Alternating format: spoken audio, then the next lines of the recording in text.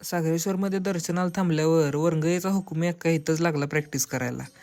मंदिरात गर्दी नसल्यामुळं छानपैकी आमचं सगळ्यांचं तिथं दर्शन झालं आणि परत एकदा येऊन आम्ही गाडीत बसलो आणि आमचा प्रवास सुरू झाला. शिवरायांचे नाव घेता अफजलला पळाला, शिवरायांचे नाव घेता अफजलला पळाला, पळाला पळाला कुत्रा टाकून पळाला, पळाला पळाला कुत्रा टाकून.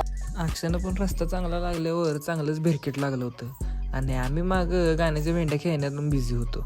पण गाण्याच्या भेंड्या खेळत खेळत कधी आम्ही आदमापुरात पोचलो कळलंच नाही.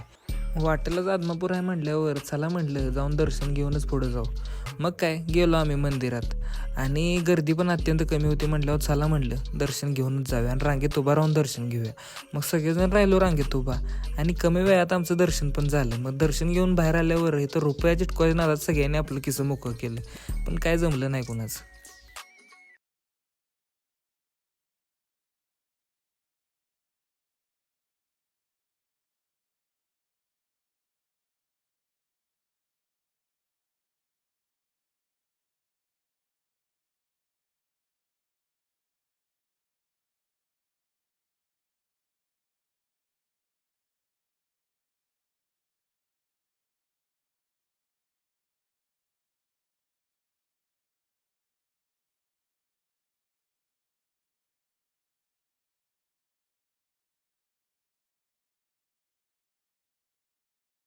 परत इथं सागरेश्वराच्या मंदिरात पोचल्यावर सोन्या लागला इथंच प्रॅक्टिस करायला. मग त्याला म्हणलं अरे बाबा इथंच सगळी प्रॅक्टिस करू नको, तिथं काहीतरी पळ.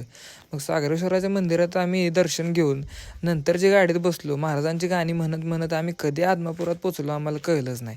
आणि या सगळ्यात मस्ती काय थांबली नव्हती, चेष्टा मस्करी हे सगळं चालू होतं टेम्पोत, त्यामुळे प्रवासाला पण मज्जा आली.